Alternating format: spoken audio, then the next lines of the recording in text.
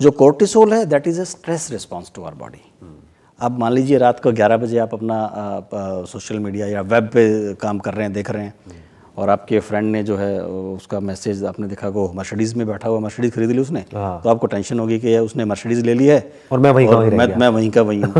तो आपका तो कोर्टिसोल रिलीज हो गया वहाँ पे, ठीक है। 11 बजे आपने देखा है मेलाटोनिन मर गया आपका, तो ना तो आपको नींद आएगी और दिमाग में आपके मर्सिडीज़ चलेगी। बिल्कुल ठीक बात है, ठीक है। तो आई मीन दिस इज या फिर किसी की फोटोग्राफ को किसी ने डिसलाइक कर दिया या गलत कमेंट आ गया, या आपकी एक्स जो है गर्लफ्रेंड या बॉयफ्रेंड की फोटो किसी और के साथ है, तो आपका तो पूरी रात खराब हो गई और अब वहां पे कोर्टिसोल रिलीज होना शुरू हो गया है। यस।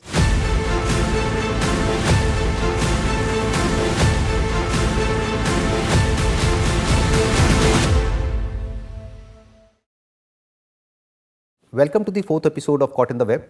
और आज हम डीपली ये समझने वाले हैं कि जो स्मार्टफोन एडिक्शन है इसका हमारी ब्रेन के ऊपर और हमारे नर्वस सिस्टम के ऊपर क्या इफेक्ट हो रहा है, यानी कि क्या प्रॉब्लम्स आ रही हैं और उनके सॉल्यूशंस क्या हैं।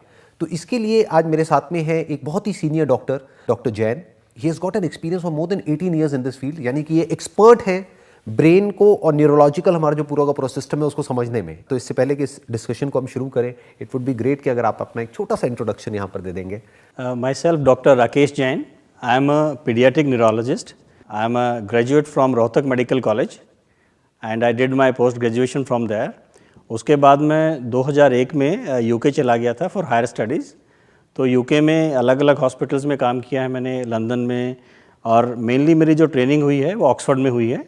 So I did my CCT, that's a specialist training in Oxford, and I've been seeing all different varieties of children with different neurology cases, right from some of the social media impact that we are going to talk about in today's series, and other serious neurological conditions like epilepsy, ADHD, learning disabilities or dyslexias. So lots of these terms they have come up on the surface. सबसे पहले मैं आपसे ये समझना चाहूँगा कि ये जो एडिक्शन है जो बढ़ता ही चला जा रहा है, मतलब ऑन एन एवरेज अभी बहुत सारी स्टडीज़ हुई हैं जहाँ पे पता लगा है कि 4 से 5 घंटे ऑन एन एवरेज जो यंगस्टर्स हैं वो स्पेंड कर रहे हैं अपने स्मार्टफोन पे।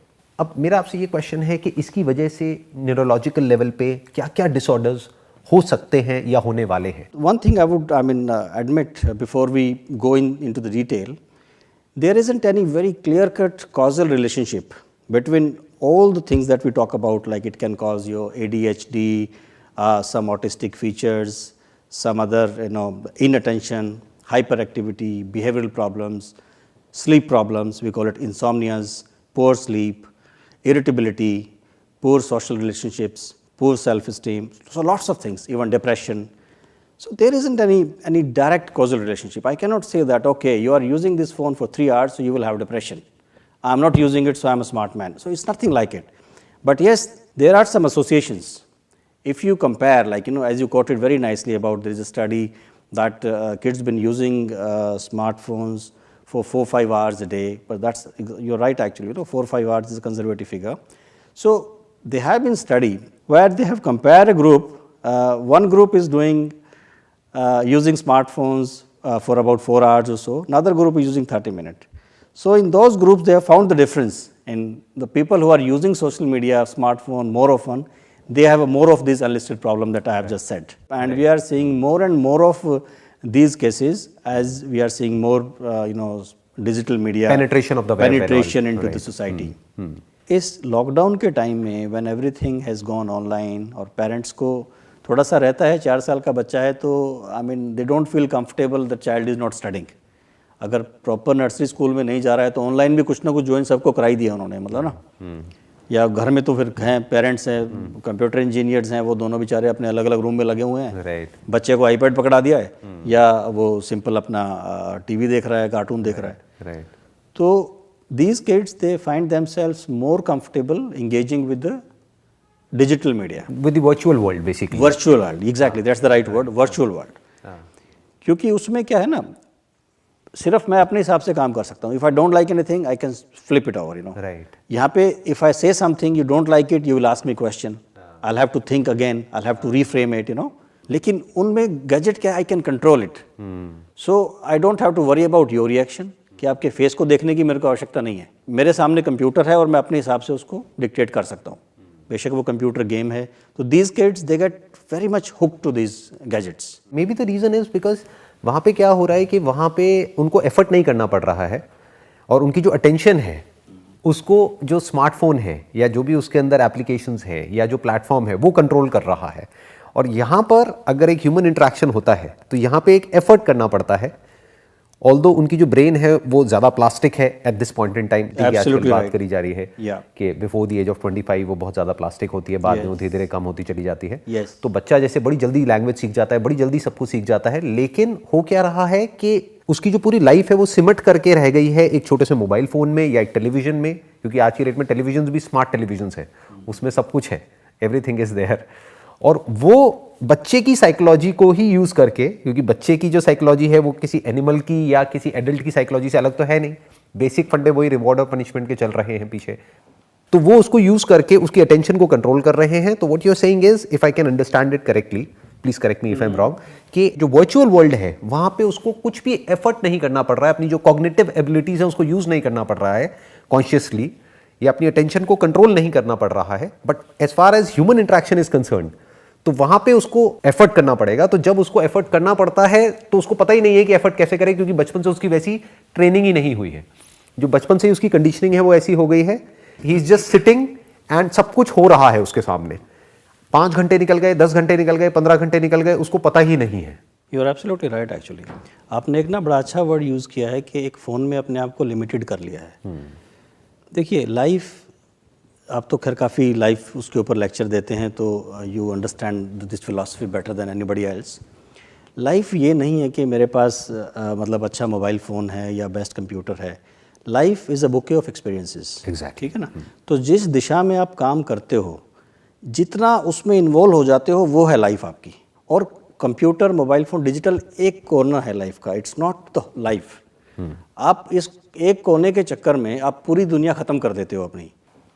तो ये जो बच्चे मोबाइल फ़ोन में घुस के उसको पूरी दुनिया बना लेते हैं, they are not living their life. वो मे बी 60 साल की उम्र है, लेकिन वो 3 साल ही ज़िंदगी है उनकी, बाकी दुनिया पता ही नहीं उनको, सारी ज़िंदगी उसी में खत्म। I think that is the right word, कि उनको पता ही नहीं है कि इसके बाहर भी कोई दुनिया एग्जिस्ट करती है। तो बच्चे को कैसे पता होगा जब तक कि वो एक्सपीरियंसेस नहीं करेगा, जब तक कि उसको और सेंसेशंस नहीं होंगी। तो उसकी सेंसेशंस और उसका जो परसेप्शन है that is limited only to that device, जिससे कि वो एडिक्ट हो चुका है। और दूसरा, आपने एक बड़ा अच्छा शब्द, शोर में आपसे ही क्लू लेके मैं उसको थोड़ा एक्सपेंड कर देता हूँ। एक आपने और यूज़ किया था कि बच्चा वही चीज़ करता जा रहा है, बैठा है, सब कुछ हो रहा है, and that's correct. If you don't challenge yourself, you don't grow. That's the law of nature. That's the law of nature. ठीक है। उस पर एक बड़े अच्छी एक किताब है, अगर आप कभी पढ़ना चाहें तो, उस किताब का नाम है फ्लो। मैंने पढ़ी है। पढ़ी है आपने? जो फ्लो का जो कंसेप्ट है, जैसे ना कि there is some skill, some challenge, and when you get into the flow you are at your best. लेकिन आपकी स्किल ज़्यादा है, टास्क छोटा है, you get bored, you don't enjoy, then you don't grow. Your brain के जो circuits हैं networking करना बंद कर देते हैं। It tends to get boring. Bore का मतलब है कि आप खत्म हो रहे हो अंदर से। बिल्कुल ठीक है ना। Flow is the term actually when there is a right balance of skill and the challenge. They both are there, then you are into the flow. काम भी मस्ती में होता है, you don't feel any efforts, और आपका brain भी grow करता है। जब आप ऐसे करके बैठ जाते हो उस पे, and then you are just watching, then you are killing yourself, then it doesn't give you any challenge. Then you need to stimulate your brain to walk around it, like different experiences. सिर्फ digital media के अलावा आपको friends से मिलना भी है, आपको party भी करनी है, आपको ज़मीन में ठोकर भी खानी है, सारे काम करने हैं आपको। Then that digital experience is also useful for you.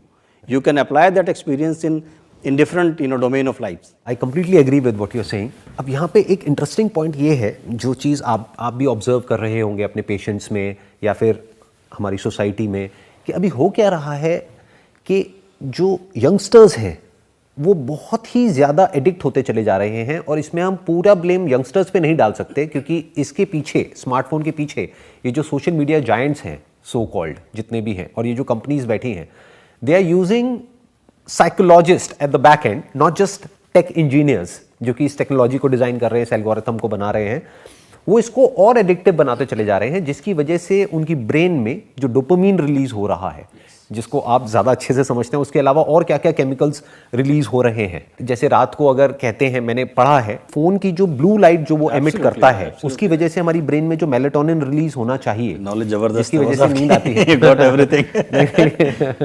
अब आपके साथ में इंटरेक्शन करना था तो थोड़ा तो मुझे भी रिसर्च करना ही था। This is absolutely right actually. तो उसकी वजह से क्या हो रहा है कि स्लीप डिसऑर्डर्स हो रहे हैं, एंड स्लीप उतनी ही इंपॉर्टेंट है जितना कि एक्टिव होना, या फिर हम ये भी कह सकते हैं कि ब्रेन की डेवलपमेंट के लिए या ब्रेन की प्लास्टिसिटी के लिए जो एक्चुअल में जो काम होता है वो होता है रेस्ट के टाइम पे और स्लीप के टाइम पे, और जो फोकस और अटेंशन का काम होता है वो होता है जागने के टाइम पे। तो अगर एक किसी इंसान को नींद ही अच्छी नहीं आएगी तो उसकी तो पूरी लाइफ ही बिगड़ गई, उसकी तो पूरी की पूरी ब्रेन ही बिगड़ गई। और वो स्ट्रक्चर को क्या होता है, मतलब उस स्ट्रक्चर में क्या चेंजेस आते हैं ब्रेन के स्ट्रक्चर में जब नींद प्रॉपर नहीं होती है? बिकॉज ये एक बहुत ही कॉमन प्रॉब्लम है, मेरे जितने भी सेशंस होते हैं उसमें ये एक बहुत ही कॉमन प्रॉब्लम है, सर नींद नहीं आती है रात को 2 बज जाते हैं, 3 बज जाते हैं, 4 बज जाते हैं, नींद ही नहीं आती है, या नींद आती भी है तो इतनी गहरी नहीं आती है, रात को सपने आते रहते हैं, यानी कि ब्रेन एक्टिव है, अभी भी डीप स्लीप नहीं है, डीप सेंस ऑफ रिलैक्सेशन नहीं है, रात को भी वो डिजायर्स और फियर्स हमारे मैनिफेस्ट हो रहे हैं अलग अलग तरीके से हमारी ड्रीम स्टेट में। अब इसकी वजह से ब्रेन के स्ट्रक्चर में क्या चेंजेस होंगे और उसकी वजह से क्या कॉम्प्लिकेशंस फ्यूचर में हो सकती है? देखिए, जैसे स्लीप से आपने बात किया, हमारी स्लीप की आमतौर पे we are awake state, dream state and deep sleep state. ठीक है, deep sleep is the main state जहाँ पे आपका ब्रेन रीसेट होता है पूरा। ठीक है, और डीप स्लीप अगर आपकी मिसिंग है तो it is very difficult to continue to carry on the good work. आप धीरे धीरे जो है ना डिके होते चले जाते हो, आपकी जो एनर्जी लेवल है, जो आपका एंथुजियाज़म है, वो सब कम हो जाता है। डीप स्लीप से ऊपर फिर स्टेट आती है मेडिटेशन वाली स्टेट। अगर आप मेडिटेशन करते हैं या अगर आपने उस स्टेट को कभी फील किया है, देन यू विल रियलाइज़ कि जितना डीप स्लीप बहुत ज़्यादा नहीं होती है हमारी। अगर आप देखेंगे ना, जो नॉन रैम स्लीप होती है करीबन 90 मिनट्स में हमारी जो है ड्रीम और नॉन रैम सब हो जाती है। डीप स्लीप उसके बाद 20-30 मिनट की, 4 या 5 साइकिल हम निकालते हैं एक बार सोने में। तो डीप स्लीप कितनी है? हार्डली 1 घंटे की, 1.5 घंटे की। लेकिन वो 1-1.5 घंटे की स्लीप सबसे ज़्यादा जरूरी है। अगर वो स्लीप हमारी मिसिंग हो जाती है तो हमें लगता है कि यार नींद ही नहीं आई रात में। ठीक है ना, if somebody wakes you up when you are having that deep sleep, और उस वक्त अगर आप उठ जाते हो तो आपको लगता है कि यार आज तो पूरी रात खराब हो गई, मेरी नींद ही नहीं आई है मेरे को। और फिर उसके बाद दिन भी खराब हो जाता है, उसके बाद दिन भी क्योंकि अटेंशन हमारी एब्सोल्युटली हमारे हाथ से चली जाती है। हाँ जी। राइट। तो जो आपका स्मार्टफोन या डिजिटल मीडिया, हम इसको इकट्ठा यूज कर रहे हैं शब्द को, वेब वर्ड यूज कर सकते हैं, वेब वर्ड यूज कर सकते हैं। तो उस वेब से, क्योंकि हम स्ट्रिक्टली मना करते हैं बच्चों को कि स्क्रीन टाइम मिनिमम, और सोने से 1 घंटा पहले तो स्क्रीन देखना ही नहीं है आपको। एक तो ब्लू लाइट का आपका फंडा बिल्कुल सही है। जो ब्लू लाइट हमारे गैजेट से एमिट होती है, not only directly phone actually sitting on my table and just doing beeping for notification, even जैसे कई बार क्या होता है, जैसे हमारे सामने टेबल के ऊपर आपने अपना लैपटॉप रख के छोड़ा हुआ है, और लैपटॉप हमने ऐसे शट कर दिया, it's not completely shut down, तो उसमें से भी वो टू करती रहती है, ब्लिंक करती रहती है ब्लू लाइट। तो उससे भी आपका जो है, जो मेलाटोनिन सिक्रीट होता है, melatonin is a natural hormone. जब आप सोने के लिए जाते हो तो उस वक्त आपकी बॉडी थोड़ा सा टेम्परेचर कम हो जाता है, बॉडी का मेलाटोनिन सिक्रीट होता है, आप अच्छे से नींद में चले जाते हो, यू एंजॉय दैट स्टेट। लेकिन जैसे ही आपका मेलाटोनिन सिक्रीट होने लगता है, कोई ब्राइट लाइट जला दे बढ़िया वाली, तो आपकी नींद एकदम होता है कि हाँ अभी नींद आने वाली है मेरे को, और फिर नींद खुल जाती है। और वो मेलाटोनिन कहता है भैया नमस्ते, अब मेरे बस की नहीं है, तो यो मतलब ब्रेन को ये लगता है कि दिन हो गया है, ब्रेन के लिए दिन को ये लगता है दिन हो गया है। ठीक है, तो वो मेलाटोनिन जो है रास्ता बदल लेता है अपना। तो उसके बाद हो सकता है आपको नींद आ जाए थोड़ी देर के बाद, डिपेंडिंग अपॉन मतलब आपका कंडीशनिंग कैसी हो रखी है। तो मेलाटोनिन इज एक्सट्रीमली इंपॉर्टेंट, और ये जो लाइट काम करती है ये मेलाटोनिन को डिस्टर्ब कर देती है, उसकी रिदम को ख़राब कर देती है। और मेलाटोनिन भी पूरी रात सीक्रेट नहीं होता है, उसकी रिदमिक होता है, टाइम होते हैं उसके। तो ये जैसे ही मेलाटोनिन का एक मान लीजिए 15-20 मिनट आधे घंटे की बढ़िया फेज चल रही है, उस टाइम आपकी ये ब्लिप आ रही है बार बार, या स्क्रीन पे आया, आपको लगा चले एक बार नोटिफिकेशन देख लेता हूँ मैं, तो आपने अपना स्लीप का तो बैंड पूरा पैटर्न डिस्टर्ब कर दिया, पूरा पैटर्न डिस्टर्ब हो जाता है। राइट। और वो हो रहा है आज की डेट में, बहुत कॉमन है। दिस इज अ हैबिट कि आप जैसे फ़ोन बिल्कुल बगल में रख के सोते हैं, जैसे ही नोटिफिकेशन आपने देख लिया, तो it is very difficult actually to induce the deep sleep. आप डीप स्लीप से पहले की स्टेज में ही घूमते रहते हो, डीप स्लीप का नंबर ही नहीं आता है, तो कहाँ से आपका ब्रेन रीसेट होगा? फोकस नहीं कर पाते हैं, हमारी लर्निंग कैपेबिलिटी कम हो जाती है। जो पूरे दिन मैंने लर्न किया है एज अ स्टूडेंट, अगर मैंने पूरे दिन मेहनत से पढ़ाई की है और वो नींद न आने के कारण my brain can not store that knowledge that I had acquired actually in the last day और so So that sleep is extremely important. मतलब what you are saying is कि अगर पूरे दिन कोई इंसान पूरी मेहनत करता है, चाहे वो फिर फिजिकल एफर्ट हो चाहे मेंटल एफर्ट हो, जैसे स्टूडेंट्स नॉर्मली क्या करते हैं, बहुत पढ़ाई करते हैं या कुछ भी कोई भी एफर्ट करते हैं, तो उसका जो एक्चुअल में जो रिजल्ट आना था वो आना था नींद में, गहरी नींद में। और अगर उन्होंने पूरी रात या ये कह लो रात को 2-3 बजे तक अपना फ़ोन पे लग करके जो मेलाटोनिन की पूरी अपनी साइकिल है उसी को डिस्टर्ब कर दिया है, तो वो सारा किया कराया बेकार हो गया। I'm sure you must have interacted with good sports person as well, athletes. उनको भी आप देखो, नींद के ऊपर बड़ा स्ट्रेस होता है उन लोगों का भी, नींद के ऊपर और डाइट के ऊपर।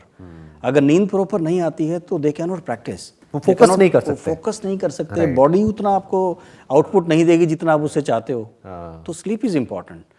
तो स्लीप के वक्त तो बस आई एम वेरी क्लियर कि आपके जो गैजेट हैं, फ़ोन वोन हैं, बेडरूम में नहीं होने चाहिए, हैं तो उनको कम से कम आप साइलेंट मोड पे उल्टा करके रखो। राइट। अब एज अ डॉक्टर मेरी मजबूरी है, मैं आपको एडवाइस कर रहा हूँ, but I am not doing the same thing honestly. No, अब आई कैन नॉट अफोर्ड, जैसे अभी फोन मैंने स्विच ऑफ किया हुआ है। हाँ, बट आप एटलीस्ट अपने पेशेंट्स की भलाई के लिए ये काम कर रहे हैं। हाँ, नॉट टू, आप अपने किसी प्लेजर के लिए नहीं कर रहे हैं, आप एक सर्विस कर रहे हैं। So that is the big difference. But अगर एक स्टूडेंट की बात करी जाए तो वो अपना एक सेल्फ सेंट्रिक प्लेजर को एक्यूमुलेट करने के लिए अपने फोन में इंडल्ज हो रहा है। That is basically an indulgence, right, और वो नहीं होना चाहिए। इसमें जैसे मैंने कई जगह पे पढ़ा है कि इसकी वजह से क्या होता है कि कॉर्टिसोल रिलीज होने लग जाता है हमारी ब्रेन के अंदर, एंड एड्रेनलिन रश आता है बार बार। दोनों स्ट्रेस रिस्पॉन्स ही हैं, कॉर्टिसोल भी और एड्रेनलिन भी। एड्रेनलिन यूजुअली जैसे थ्रिल, आप गाड़ी में बैठे हैं, चला रहे हैं, आपने पूरा 100 की स्पीड है, 120 कर दिया आपने, तो एड्रेनलिन रश, आपको मजा, एक्साइटमेंट वाला हार्मोन है adrenaline. It's a kind of positive hormone, लेकिन ऑब्वियसली बहुत ज्यादा है तो it can also cause stress to you. Right. जो कॉर्टिसोल है that is a stress response to our body. अब मान लीजिए रात को 11 बजे आप अपना सोशल मीडिया या वेब पे काम कर रहे हैं, देख रहे हैं, और आपके फ्रेंड ने जो है उसका मैसेज आपने देखा को मर्सिडीज में बैठा हुआ, मर्सिडीज खरीद ली उसने, तो आपको टेंशन होगी कि उसने मर्सिडीज ले ली है और मैं वहीं मैं वहीं का वहीं हूँ। तो आपका तो कॉर्टिसोल रिलीज हो गया वहाँ पे, ठीक है। 11 बजे आपने देखा है, मेलाटोनिन मर गया आपका, तो ना तो आपको नींद आएगी और दिमाग में आपके मर्सिडीज चलेगी। बिल्कुल ठीक बात है, ठीक है। तो आई मीन दिस इज या फिर किसी की फोटोग्राफ को किसी ने डिसलाइक कर दिया या गलत कमेंट आ गया, या आपकी एक्स जो है गर्लफ्रेंड या बॉयफ्रेंड की फोटो किसी और के साथ है, तो आपका तो पूरी रात खराब हो गई और अब वहां पे कॉर्टिसोल रिलीज होना शुरू हो गया है। तो अब उसको कॉम्पेंसेट करने के लिए ब्रेन या बॉडी क्या करेगी, या जो हमारा नर्वस सिस्टम है वो क्या करेगा? Cortisol is a stress hormone, right. Basically we have a very good defence mechanism in our body. अब कोई भी मेरे दिमाग में कोई चीज़ है, कोई खतरा आता है या किसी कोई इनसिक्योरिटी पैदा होती है, then I start planning about it कि अब कैसे, how to get about it. सोने से पहले क्या करना पड़ेगा मेरे को, ये करना पड़ेगा कि आई एम राइट, तो भी नींद आएगी मेरे को। अगर मैं गलत हूँ तो नींद नहीं आएगी। तो यार ठीक है, वो तो गलत काम करता है, उस कमाली, मैं तो अच्छा आदमी हूँ। मतलब किसी भी तरीके से अपने आप को तसल्ली देनी है, वो तसल्ली देने में कामयाब हो गए तो नींद आ जाएगी आपको। Otherwise I mean the stress induce, the response will continue to mount. मतलब बेसिकली जो ब्रेन है वो फाइट और फ्लाइट रिस्पॉन्स में चला जाता है और वो प्लान बनाने लग जाता है कि अब मैं इस सिचुएशन से कैसे बाहर आऊं। तो अगर कोई मान लेते हैं किसी को बाहर आने का कोई रास्ता ही नहीं नजर आ रहा है पूरी रात के लिए या कई रातों के लिए, तो हम ये कह सकते हैं उसकी नींद डिस्टर्ब हो गई कई रातों के लिए, और जब रात खराब हो गई तो दिन भी खराब हो गया। और फिर अगर देखा जाए ऐसे कई दिन अगर खराब हो गए कॉन्जिक्यूटिवली, 20 दिन, 30 दिन या 50 दिन, तो उसी स्टेज को हम आगे बढ़ा करके क्या कह सकते हैं कि अब वो साइकोसोमेटिक सिम्टम्स आ जाते हैं। एग्जैक्टली। आपकी जो ब्रेन ने एक समस्या क्रिएट की है, समस्या है या नहीं है, मतलब आई से, मतलब I don't see things in black and white. I mean black and white both are there and most of the things are gray anyway. It's basically more about interpretation. Exactly, how you perceive it. कि आप उसको कैसे interpret कर रहे हो। कि अगर अपनी एक्स गर्लफ्रेंड को किसी और के साथ में देख लिया तो अब उसको कैसे आप परसीव कर रहे हो। ये कह रहे हो कि अच्छा है मेरी तो जान छूटी, ये भी अच्छा है कहीं और गई, मतलब टॉपिक क्लोज हुआ, अब मैं अपना फ्रेश माइंड से अपना पढ़ाई पे फोकस कर सकता हूँ या अपने करियर पे या गोल पे वहां पे फोकस कर सकता हूँ। Because this relationship was toxic for me, this was suffocating. ये एक इंटरप्रिटेशन है। दूसरी हो सकती है कि यार ठीक है मैं उसके साथ में खुश नहीं था, लेकिन वो किसी और के पास कैसे जा सकती है मुझे छोड़ करके, तो मेरी ईगो हर्ट हो गई। It is caught in the web basically, you know, ये वेब आपने क्रिएट किया है, हाँ, and then you get caught in it. हम खुद ही उसमें फंस गए, जैसे मकड़ी कई बार फंस जाती है खुद अपने ही बनाए हुए जाल में। बिल्कुल, बेशक वो आपका कोई अफेयर है या I mean whatever, I mean कोई हॉबीज आपने पाल रखी है, तो I mean you just drag into that, right, if you don't control it, I mean the way it should be. आप बता रहे थे कि कई तरह की साइकोसोमैटिक डिसऑर्डर्स, हाँ, साइकोसोमैटिक डिसऑर्डर्स हो जाते हैं, साइकोलॉजिकल से अब वो सोमैटिक यानी कि बॉडी के लेवल पे आने। एग्जैक्टली, ब्रेन से आपने जो भी है अपना परसेप्शन गलत रही है आपकी या सही है, एक है आपको डिस्टर्ब, आपका ब्रेन डिस्टर्ब हो गया है, you try to cope with it. आपकी बॉडी भी इंटरनली भी जैसे कॉर्टिसोल रिलीज करती है स्ट्रेस को कोप करने के लिए, एक लेवल तक हम मैनेज कर लेते हैं। We all have different stages when we feel कि आज मेरा मूड अच्छा नहीं है, I am feeling very low, I don't want to talk to so many people. तो अब धीरे धीरे यू गेट अराउंड इट कि हाँ चलो ठीक है, कल ठीक हूँ मैं और आज से बिल्कुल ठीक हूँ, फर्स्ट क्लास। लेकिन अगर वो स्टेज निकल जाए आपकी, if your body is not able to overcome that critical level जो आपने डिसाइड आपका है, या मतलब उससे ऊपर आप नहीं जा पा रहे हो, तो बॉडी के सिम्टम आने शुरू हो जाते हैं। Insomnia is one of them. Headache बहुत कॉमन है प्रॉब्लम, क्रोनिक डेली हेडेक होते हैं जो हम काफ़ी पेशेंट्स देखते हैं। और बहुत सारी मतलब बॉडी में एक होना, मेरे को यहाँ भी दर्द हो रहा है, घुटने में भी दर्द है, एंकल में भी है, तो हम बोलते हैं सोमेटाइजेशन ऑफ द पेन, कि आप कहीं भी बॉडी में आप करो, अब कुछ ना कुछ आपको निकल आएगा। फिर you start internalising your symptoms, you don't see any positive in your life. आपको नेगेटिव दिखना शुरू हो जाता है कि मेरे तो फ्रेंड भी अच्छे नहीं हैं, बॉडी में दर्द रहता है, मेरी पढ़ाई में भी मैं अच्छा नहीं हूँ, स्पोर्ट्स में भी ये मेरे से अच्छा है। तो देन फिर वो इवेंचुअली क्या है, परसेप्शन से शुरू हुआ गेम, हल्का सा बॉडी पे सिम्टम आए, अब आप धीरे धीरे डिप्रेशन की तरफ जा रहे हो।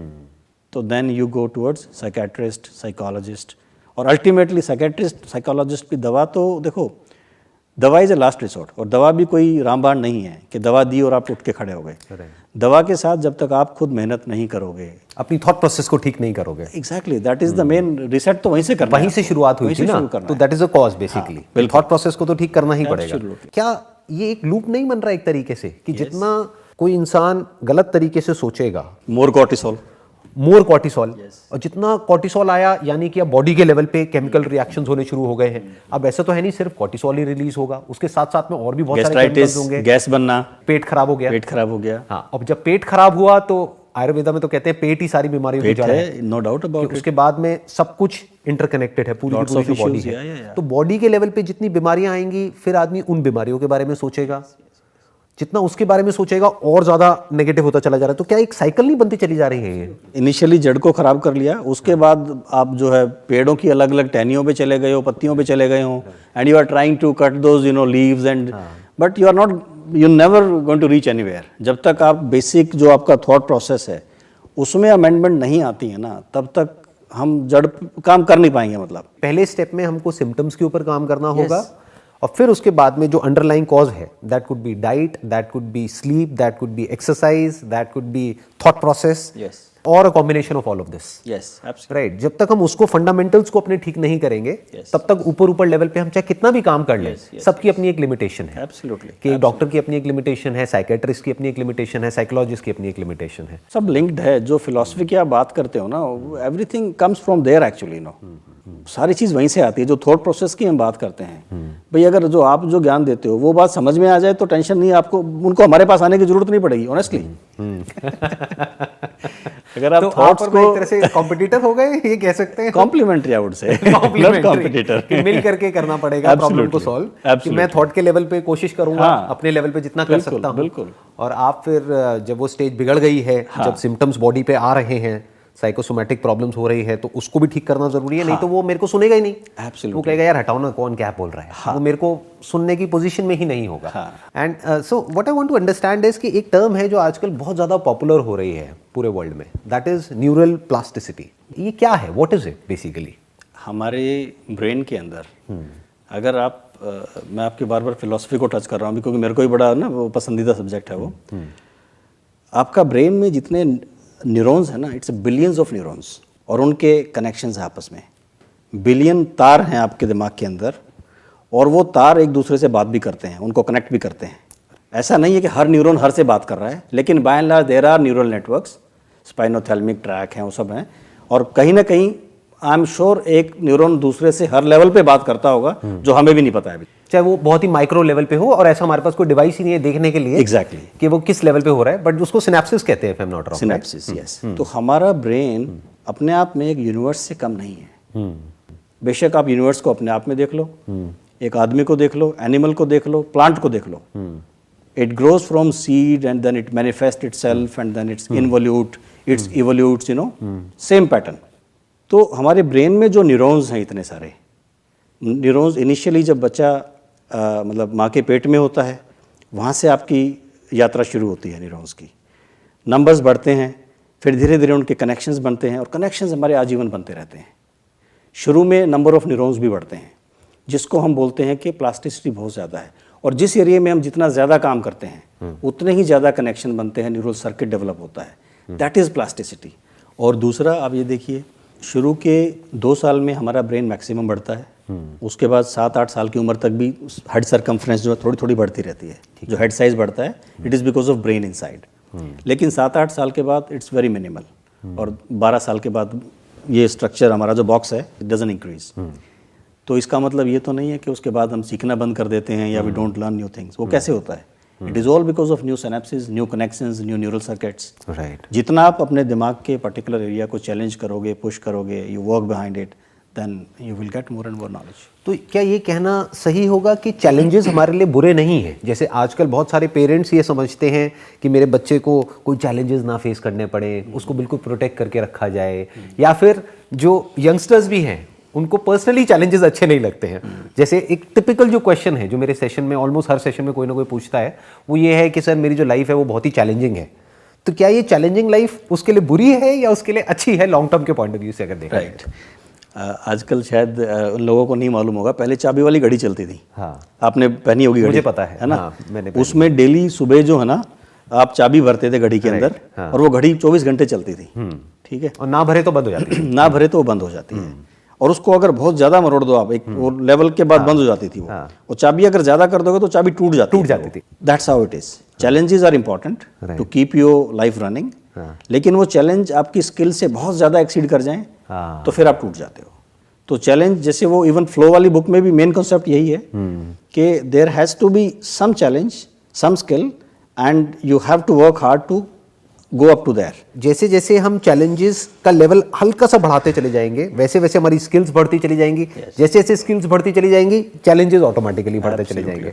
तो शुरू के टाइम पे जब भी हम कोई नई स्किल एक्वायर कर रहे हैं, जैसे ये न्यूरल प्लास्टिसिटी की जो बात हम कर रहे हैं, कि जैसे बचपन में अगर किसी बच्चे की बात करी जाए तो वो 2-3 लैंग्वेजेस बड़ी आसानी से सीख जाता है, मतलब एफर्टलेसली सीख जाता है। और यही किसी बड़े को बोला जाए 30 साल के आदमी को कि भाई आपको एक नई लैंग्वेज सीखनी है, तो उसकी हालत खराब हो जाती है।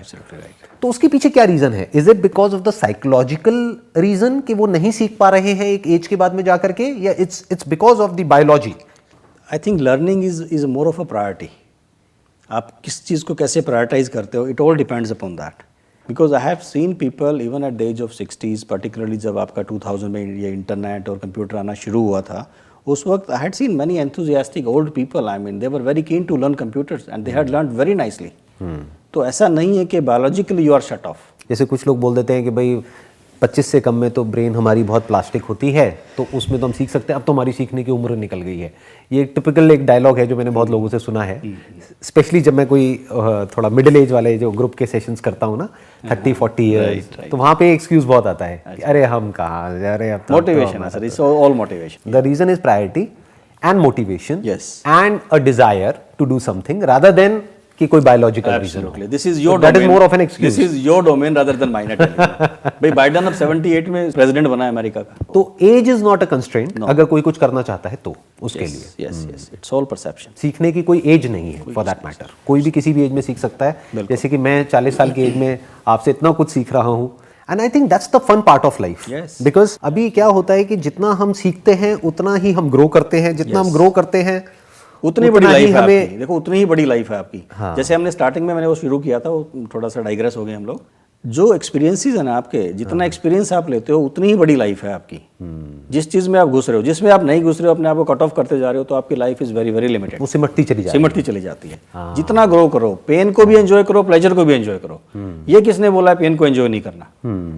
भाई पेन की अलग एक्सपीरियंसेस हैं अपने। वो भी बुरा नहीं है, वो किसी रीजन की वजह से हमारी बॉडी के अंदर आ रहा है, या जो चैलेंजेस हमारी लाइफ में आ रहे हैं उसकी वजह से जो स्ट्रेस आ रहा है वो भी बुरा नहीं है, अगर उसको हम कंस्ट्रक्टिवली यूज कर पाए तो, एज अ स्टेपिंग स्टोन अगर हम उसको यूज कर पाए। Absolutely, absolutely. I mean, everything is for good actually. If you just have some good belief system right. in your life, that helps you everywhere.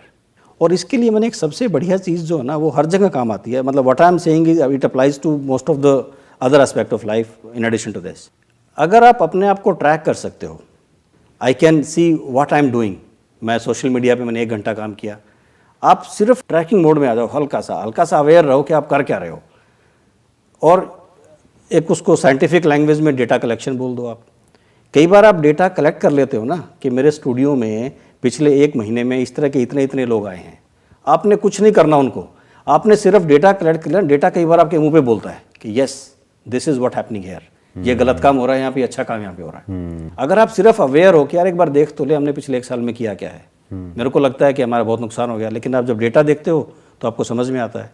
तो अगर आप एक ट्रैकिंग थोड़ा सा, मतलब हम एक बच्चों में शुरू से ये हैबिट डालें कि जो भी हम कर रहे हैं कि थोड़ा सा ध्यान रखें करते हुए, be aware of it. And there are plenty of studies, observer जहाँ पे भी होता है, रिजल्ट्स आर ऑलवेज फैंटास्टिक। बेशक आप किसी एग्जाम में ऑब्जर्वर बिठा दीजिए, कोई यूनिवर्सिटी का एग्जाम है, हम दोनों एग्जामिनर हैं और एक ऑब्जर्वर वहाँ बैठा हुआ है कोने में, वो ये देख रहा है कि ये लोग काम कैसे कर रहे हैं, हमारी परफॉर्मेंस इंप्रूव हो जाएगी। So what you are saying is this is very interesting, because यही मैं अपने ज़्यादातर सेशंस में इसी पे सबसे ज़्यादा एम्फसाइज करता हूँ कि be aware of what you are doing, that is the first step to change. Absolutely. यानी कि आज की डेट में हर स्मार्टफोन में एक फीचर होता है जहाँ पे उनको पता होता है कि मैंने आज पूरे दिन में कितने कितने घंटे क्या क्या यूज़ किया। एक आता है उसमें कंसोलिडेटेड फिगर आ जाती है कि आज पूरे दिन में 6 घंटे यूज हुआ है, अब 6 घंटे में से मैंने 2 घंटे यहाँ लगाए, 2 घंटे यहाँ, 1 घंटा यहाँ, आधा घंटा यहाँ, ये तो वो कोई भी देख सकता है। तो आप ये कह रहे हैं कि अगर डेली जो यूजर है वो सिर्फ इतना ही देखने लग जाए कि आज पूरे दिन में मैंने क्या किया सोने से 1 घंटा पहले, तो what you are saying is कि उसकी इंटेलिजेंस अपने आप ही अंदर ट्रिगर हो जाएगी। Absolutely, और उसको खुद समझ आ जाएगा इस डेटा को देख करके कि मैं गलत ट्रैक पे जा रहा हूँ, कि बाहर से किसी को बोलने की जरूरत नहीं है, ना आपको ना मेरे को। उसको खुद को अंदर से रियलाइजेशन आने लग जाएगा, his intelligence will set in motion. Absolutely. और वो अपने आप ही अंदर से उसको लगेगा कि नहीं मैं कुछ गलत कर रहा हूँ, let me change it. Yes, थोड़ा सा एनालाइज करें कि हम कर क्या रहे हैं, थोड़ा सा ऑब्जर्व करें, तो हमारी 90% प्रॉब्लम तो सेट हो जाती हैं। And there could be different ways of doing it. एक तो ये है कि स्मार्टफोन में उनको दिख रहा है, एक है कि जैसे पहले के टाइम में होता था, आई एम नॉट श्योर आप कितना लोग करते हैं कितना नहीं करते, मैं तो करता था कि डेली बेसिस पे एक डायरी लिखो आप। हाँ बिल्कुल सही बात है, कि अगर डेली बेसिस पे हम इतना ही लिख दें कि मैंने आज पूरे दिन में क्या क्या किया और अब मुझे क्या क्या करना है अगले दिन और अगली वीक में, अगले महीने में या अगले साल में या 5 साल में, अगर एक आदमी को इतनी अवेयरनेस हो जाए तो ऑटोमेटिकली जो माइंड है और उसकी जो सारी एनर्जीज है उस डायरेक्शन में जाने लग जाएगी। देखो एक बार तो अगर आप इस आइडिया को बाय करते हो कि यस आपको अवेयरनेस रखनी चाहिए, अगर आप उस बात से कन्विंस हो गए हो कि हाँ ये बात ठीक है हमें, तो उसके तरीके बहुत सारे हैं। अल्टीमेट एम ये है कि when you get into awareness mode all the times, then you are done. Smartphone देखना तो एक पहलू हो गया उसका, डायरी लिखना दूसरा पहलू हो गया, ठीक है। लेकिन कितनी बार आप अपने आप को रिमाइंड करा के you get back to yourself कि अच्छा क्या चल रहा है अभी, ठीक है, सब ठीक है, कोई दिक्कत तो नहीं है, मतलब मैं गलत तो नहीं जा रहा हूँ। अगर आप रिमाइंड अपने आप को कराने वाले मोड में आ जाएं, बेशक आप 2 घंटे में एक बार याद आए, या स्मार्टफोन को आप इस तरह भी यूज़ कर सकते हो ना, 2 घंटे में हल्की सी ब्लीप लगा लो, वैसे भी तो इतनी नोटिफिकेशन आती हैं। बहुत ऐप्स हैं सर आजकल तो there are so many apps जिसमें कि अगर वो ऐप्स को हम डाउनलोड कर लें तो वो ऐप ही हमको अलर्ट करती रहेगी। इनफैक्ट ऐसी ऐसी ऐप्स हैं वो लॉक ही कर देगी फोन को, कि मतलब कि जैसे ही 1 घंटा हो जाएगा वो लॉक कर देगी। मतलब there are so many things अगर कोई करना चाहे तो उसके लिए। बट एक बड़ा इंटरेस्टिंग यहाँ पे एक पॉइंट है, जैसे अभी ये जो पूरा जो एडिक्शन है, स्मार्टफोन का जो एडिक्शन है, इसके पीछे जो केमिकल जिसको ये लोग यूज कर रहे हैं, जो भी सोशल मीडिया प्लेटफॉर्म्स है एडिक्ट बनाने के लिए, that is dopamine which is connected to reward, कि उनको एक तरह का रिवॉर्ड, ये सारा लाइक जो है, हार्ट है और ये इमोजीज है, ये सब जो स्माइलीज है जो मिलते हैं, तो उसकी वजह से एक रिवॉर्ड मिलता है, एक सेंस ऑफ रिवॉर्ड होता है। Although that is a virtual reward, वो कोई एक्चुअल मेडल नहीं है, एक्चुअल पैसा नहीं है, कुछ नहीं है, उसका कोई यूज नहीं है, बट एक रिवॉर्ड मिलता है, दैट इज एडिक्टिव बेसिकली। तो अब अगर इस अटेंशन को यहाँ से फ्री करना है तो लोगों को एक इसका अलग एस्पेक्ट समझना पड़ेगा, डोपामिन से हट करके सेरोटोनिन पे आना पड़ेगा, जिसका कनेक्शन है अवेयरनेस से। क्योंकि जब हम अवेयर होते हैं, जिसको माइंडफुलनेस भी बोलते हैं, the more we become mindful, जैसे दिन में ऑन एन एवरेज 2 से 3 घंटे I am in a mindful state, very good, when I am just aware of my breath and the surroundings and जो भी सेंसेशंस हो रही है, जो भी कुछ हो रहा है, where I am just sitting without any phone, without anything, and just observing whatever is going on at the level of body, at the level of mind, thought के level पे, feelings के level पे, emotions के level पे, without judging. That's amazing. That's very good. तो सिर्फ देखता रहता हूँ, और बहुत बार क्या होता है कि एक ऐसी स्टेट आती है जब थॉट्स भी डिसॉल्व हो जाते हैं, जब कोई थॉट नहीं होते, कुछ नहीं होते, फिर वो भी चले जाते हैं, फिर वापस से कुछ इमर्ज होता है, जैसे कि कोई पॉपअप खुल गया है, वापस से कोई थॉट आया, फिर वो डिसॉल्व हो गया, फिर कोई फीलिंग आई, सेंसेशन आई, इमोशन आई। This is my passion basically. This is very good, this is samadhi actually you are going into, good, बहुत बढ़िया। तो फिर अब उसमें क्या होता है कि उसमें एक अलग केमिकल रिलीज होता है, Yes. Please correct me if I M Yes, wrong, yes, absolutely वो डोपामिन नहीं है क्योंकि उसमें कोई रिवॉर्ड नहीं है, कोई एक्सटर्नल रिवॉर्ड नहीं है ना, किसी ने ना लाइक किया ना कुछ किया। yes, yes, yes. बेसिकली वहां पर हमारी ब्रेन के अंदर सेरोटोनिन रिलीज हो रहा है, विच इज लाइक कि मैं I am satisfied with what is, not what should be. Yes, yes. तो ये एक अलग केमिकल है। अगर इसको लोग समझने लग जाए Yes. कि लोग ये समझे पहले तो कि ऐसी भी कोई स्टेट होती है, कि ऐसा भी एक केमिकल होता है जो बिना कुछ करे हमको मिल जाता है, yes, when we are in a sense of gratitude, जब हमारे दिल से एक थैंकफुलनेस निकल रही होती है यूनिवर्स के लिए, भगवान के लिए, जिसको भी हम मानते हैं उसके लिए, तब एक ऐसा केमिकल रिलीज होता है जो एक्सटर्नल किसी भी चीज पर डिपेंड नहीं करता है, Yes. and which is like real satisfaction, real happiness, because that is not a kick. Like dopamine is more like a kick, कि एकदम से ऊपर उठे फिर वापस से नीचे गिरे। Serotonin is like it's a constant thing. Serotonin ऐसे ही काम करता है। और दूसरा आपने देखा होगा जो एथलीट्स होते हैं, रनर्स हाई होता है, वो एंडोर्फिन्स रिलीज करते हैं जब आप बड़ा एथलीट कर लेते हो, जब आपने एक मैराथन कंप्लीट कर ली ना, लेकिन जो अमाउंट ऑफ एंडोर्फिन्स रिलीज होता है ना, वो दैट कीप्स यू, आपको so high, I mean happy all the day, आपको डिप्रेशन आ ही नहीं सकती। तो एक दूसरा जो सोल्यूशन है, आप सोशल मीडिया यूज करो, मैं तो उसके अगेंस्ट बिल्कुल भी नहीं हूँ कि आप बंद कर दो उसको, लेकिन do your physical exercise, very very important. Meditation आप कर रहे हो, बहुत ही बढ़िया है। आप अगर ये मेडिटेशन कर सकते हो, माइंडफुलनेस वाली स्टेट में रह सकते हो, फिजिकल एक्सरसाइज कर रहे हो, उसके बाद आप जितना मर्जी यूज कर लो, कुछ नहीं आपको टच करेगा। उसके बाद यूज कर ही नहीं पाओगे, बस उसमें मजा ही नहीं आएगा आपको। एग्जैक्टली। यानी कि आप ये अगर सिंपल वे में बोला जाए तो आप उसको एक अलग केमिकल दे रहे हैं, कि बजाय डोपामीन के एक दो अलग केमिकल्स, अभी एक आपने बताया, एक मैंने नाम दिया एंडोर्फिन्स एंड सेरोटोनिन। अगर इन दो केमिकल्स के बारे में वो एक्सप्लोर करे कि ये हमारी ब्रेन में कैसे रिलीज होता है, और इसको एक्सपीरियंस कर ले, और उसको उसमें ज्यादा मजा आने लग जाए जितना कि अभी उसको डोपामीन में आ रहा है, हमें जरूरत ही नहीं होती किसी भी एक्सटर्नल वैलिडेशन की, external reward. Validation is the right word, या बिकॉज़ अभी हो क्या रहा है ना कि मैं आई am not looking into my self, I don't know who I am. तो क्या हम इसको इस तरीके से सम अप कर सकते हैं, ये जो यहाँ पर लिखा हुआ है, दैट इज डिस्कवर योरसेल्फ, कि अगर if we can come back to ourselves, तो that is the beginning of the solution to this problem. Sir आपको तो मालूम ही है, आपने तो भी हमारे जैसे बंदे नाम के लिए बुलाए हुए हैं, बाकी तो बॉटम लाइन तो आप काम कर ही रहे हो, इसमें कोई डाउट नहीं है मेरे को, ठीक है। नहीं, लेकिन मेरे पर को it's a pleasure actually, you know, to have interacted with you. Same here sir, बहुत बढ़िया लगा। मैंने बहुत कुछ सीखा आपसे आज। नहीं sir, I am not sure कि जो देख रहे हैं उन्होंने एक्चुअल में कितना सीखा, बट मैंने आज आपसे बहुत कुछ सीखा। Your enthusiasm and the way you come across, it's amazing, very good. I mean जो उस पे वीडियो पे देखा था उससे ज्यादा मेरे को ज्यादा मजा आया। Thank you so much sir. Thank you very much. 10 to 15 minutes before sleep and 10 to 15 minutes as soon as you get up are the most important time to reprogram, rewire and do anything what you wish and desire to do in your life.